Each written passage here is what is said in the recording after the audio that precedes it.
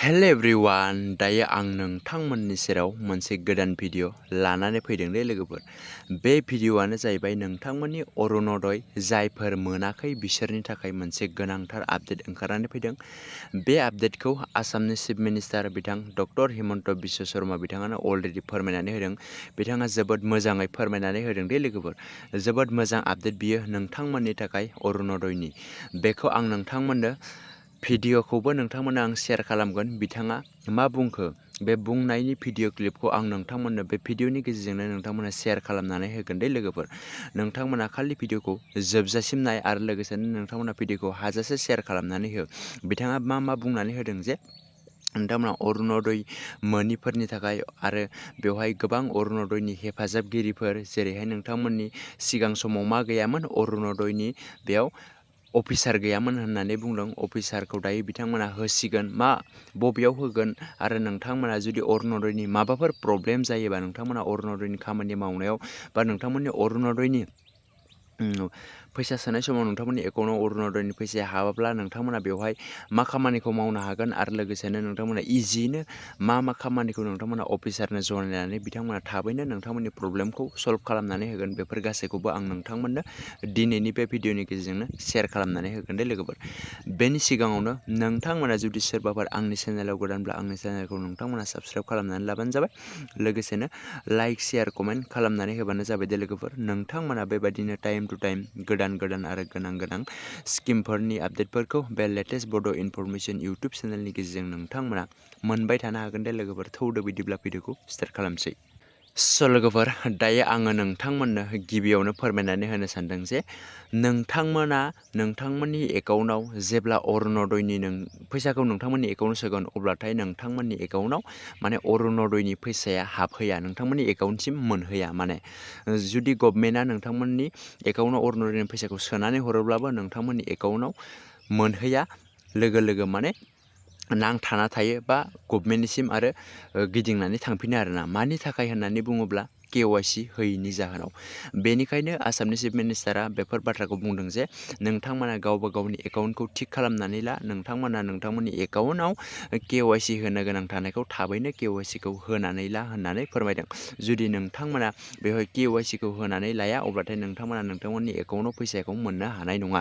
बेबायदिनो नोंथांमोना बे अरुण'दयनि फैसाखौ मासै मास माने जेनुइन भाबै मोनबाय थानो थाखाय नोंथांमोना क्लियारलि मोनबाय थानो थाखाय नोंथांमोना गावबा गावनि एकाउन्टखौ KYC होनानै ला, थिग खालामनानै ला होननानै बिथाङा फोरमायनानै होदों दै लोगोफोर। बेनि उनाव दङ गावबा गावनि मबाइल नाम्बार। गावबा गावनि एकाउन्टआव जाय मबाइल नाम्बारखौ होदोंमोन बे मबाइल नाम्बारखौ नोंथांमोना थिगै लाखिनो खावलायदों दै। माने आसामनि चिफ मिनिस्टारा नोंथांमोनखौ थिगै लाखिनो खावलायदों।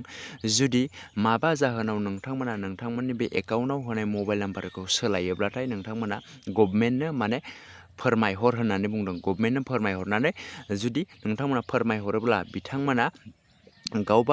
बिथांमोना जाय सुबुङा फोरमायहरगोन बे फोरमायहरनाय सुबुंनि मबाइल नाम्बारखौ नोंथांमोननि नामखौ माने लिस्टआव लिरनानै बिथांमोना मबाइल नाम्बारखौ चेन्ज खालामनानै होगोन आरो लिस्टआव लिरनानै लागोन होननानै बिथांमोना फोरमायदों दै लोगोफोर। दायो बेखिनि आपडेटखौ फोरमायदों आरो लोगोसेनो दंबावो नोंथांमोना आं बेखौ फोरमायबावनो सानदों। बेनो जाहैबाय दिनैसिम माने ब्लकआव अफिसार गैयामोन। मा अफिसार गैयामोन होननानै बुङोब्ला बेवहाय अरुण'दयनि प्रब्लेम जायोब्लाथाय अरुण'दयनि थाखाय माबाफोर प्रब्लेम जायोब्लाथाय बेवहाय सल्भ खालामनानै होग्रा अफिसार गैयामोन।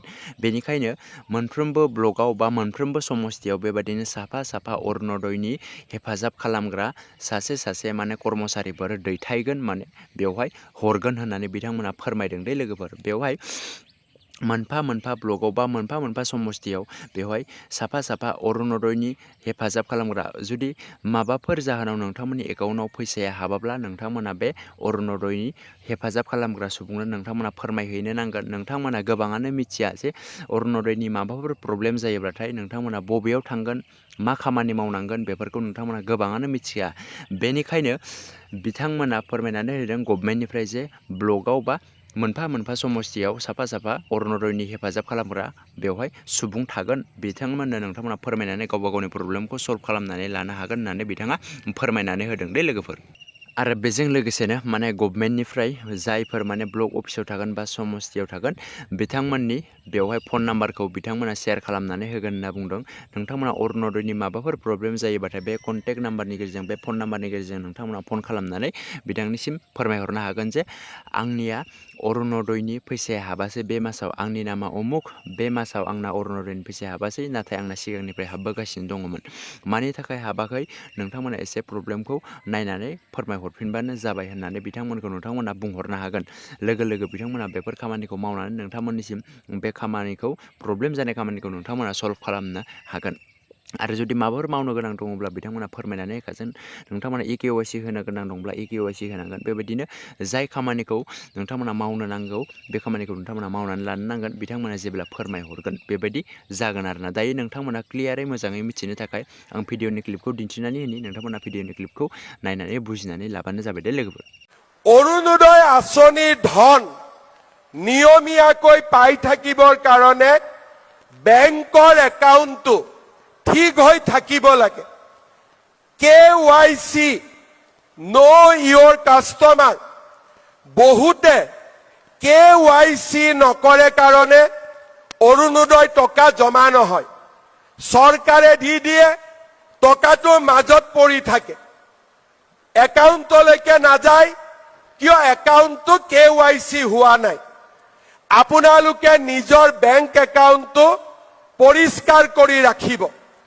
নিজৰ বেংক একাউণ্টটো যদি পৰিষ্কাৰ হৈ নাথাকে তেতিয়াহ'লে অৰুণোদয় টকা আমি পঠালেও আপোনালোকৰ একাউণ্টত গৈ নাপায়গৈ। এইটো হ'ল 1 নম্বৰ।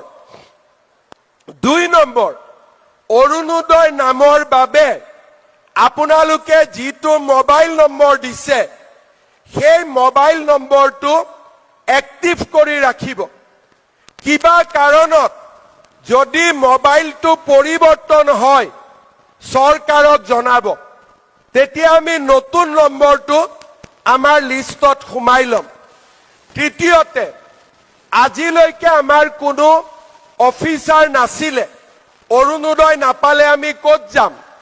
এতিয়াৰ পৰা প্ৰত্যেক ব্লকত এজন অৰুণোদয় সহায়ক থাকিব। যদি মাহত টকা নাহে ব্লকৰ অফিচত গৈ আপোনালোকে অভিযোগ কৰিব পাৰিব। তৃতীয়তে, এটা আমি ফোন নম্বৰ দিম আপোনালোকক। যদি ব্লকত যাবৰ কাৰণেতো কষ্ট হ'ব গাঁৱৰ পৰা, এই ফোন নম্বৰটোতো আপোনালোকে ফোন কৰি ক'ব পাৰিব যে মোৰ নাম অমুক, মই অৰুণোদয় পাই আছিলো, যোৱা মাহত অৰুণোদয় টকা সোমোৱা নাই।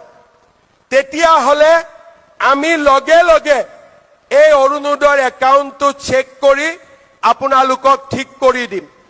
সেইকাৰণে অৰুণোদয় যিটো নম্বৰ আপোনালোকে বাতৰি কাকত বা টিভিত পাব, যদি কোনোবা মাহত অৰুণোদয় নাপায় লগে লগে আপোনালোকে আমাক জনাব। लोगोफोर दिनैनि सुंद' आपडेटआ बेखिनियानोमोन। आसा खालामदों नोंथांमोना भिडिअखौ नायनानै मोजां मोनदों होननानै। जुदि नोंथांमोना भिडिअखौ नायनानै मोजां मोनदोंब्ला लाइक खालाम, शेयार खालाम, लोगोसेनो चेनेलखौ साबस्क्राइब खालामनानै लाबानो जाबाय दे लोगोफोर। Thank you for वाचिं।